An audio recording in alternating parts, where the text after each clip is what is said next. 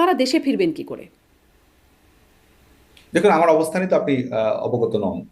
আচ্ছা, আপনি না হয় অবস্থান জানি না আমরা, কিন্তু আমরা অনেকের অবস্থানই জানি। আপনাদের অনেকেই যে দেশে নাই সেই বিষয়টা আমরা নিশ্চিত। এবং কে কোথায় আছে তাদের অবস্থানও অনেকটাই আমরা নিশ্চিত। আপনারা এই যে এবং আপনাদের যে মানে দলের নেত্রী, সভানেত্রী, সাবেক প্রধানমন্ত্রী শেখ হাসিনা তিনিও চলে গেলেন, পালিয়ে চলে গেলেন ভারতে। দেশে ফেরার আপনাদের মানে কৌশলটা কি বা পরিকল্পনাটা কেমন? যদি বলি এটি সামনের নির্বাচনে অংশগ্রহণের জন্যই বা কিভাবে ফিরবেন? দেখুন, এটি তো মূল রাজনৈতিক দলের প্রশ্ন। যেটি বিষয় সেটি হচ্ছে যে আমি যেটি বিশ্বাস করি একজন ছাত্র আন্দোলনের কর্মী হিসেবে, বাংলাদেশ ছাত্রলীগের কর্মী হিসেবে, সেটি হচ্ছে যে কুক্ষিগত গণতন্ত্রকে মুক্ত করার জন্য বাংলাদেশের মানুষ, বাংলাদেশের ছাত্র জনতা অবশ্যই একটি শান্তিপূর্ণ আন্দোলনের মধ্য দিয়েই এই সরকারের পতন নিশ্চিত করবে। এবং রাজনৈতিক দল অবশ্যই জনগণকে সাথে নিয়ে এই অপশক্তির বিরুদ্ধে, এই অবৈধ অসাংবিধানিক সরকারের বিরুদ্ধে প্রতিরোধ করে তুলবে। সাদ্দাম, আমরা দেখছি যে আপনারা ট্রাম্প আসাতে আওয়ামী লীগের মধ্যে বেশ একটা খুশি বা সন্তুষ্টি। সেটি আসলে কেন? ট্রাম্পের উপরে কিসের ভরসা? বাংলাদেশে অনেকেই, আন্দোলনকারীদের অনেকেই ট্রাম্প লীগ বলে এখন এটাকেও ট্রল করছে।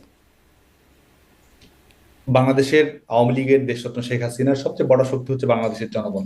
জনগণের ঐক্যবদ্ধ প্রতিরোধের মাধ্যমেই আমরা আমাদের কুক্ষিগত গণতন্ত্র হোক, আমাদের সাংবিধানিক কুক্ষিগত গণতন্ত্র থেকে মুক্ত করা হোক, সাংবিধানিক ধারাবাহিকতা হোক, জনগণের নির্বাচিত প্রতিনিধিত্বমূলক শাসন ব্যবস্থা, হুম। সেটিতে বাংলাদেশ প্রত্যাবর্তন করবে বলে আমরা দৃঢ়ভাবে বিশ্বাস করি। আন্তর্জাতিক রাজনীতির যে সমীকরণ, সেটি তো অবশ্যই আমরা মনে করি যে শেখ হাসিনার সরকারের যে সার্বিক গ্রহণযোগ্যতা, শেখ হাসিনা সরকারের আন্তর্জাতিক সূচকগুলো উত্তীর্ণ হওয়ার ক্ষেত্রে তার যে সাফল্য, সেটির প্রেক্ষিতে স্বাভাবিকভাবে বাংলাদেশ আওয়ামী লীগের সঙ্গে শেখ হাসিনার যে বৈশ্বিক নেতৃত্ব, সেটির প্রতি একটা আস্থার প্রতিফলন যে কোনোখানে ঘটবে বলে আমরা মনে করি।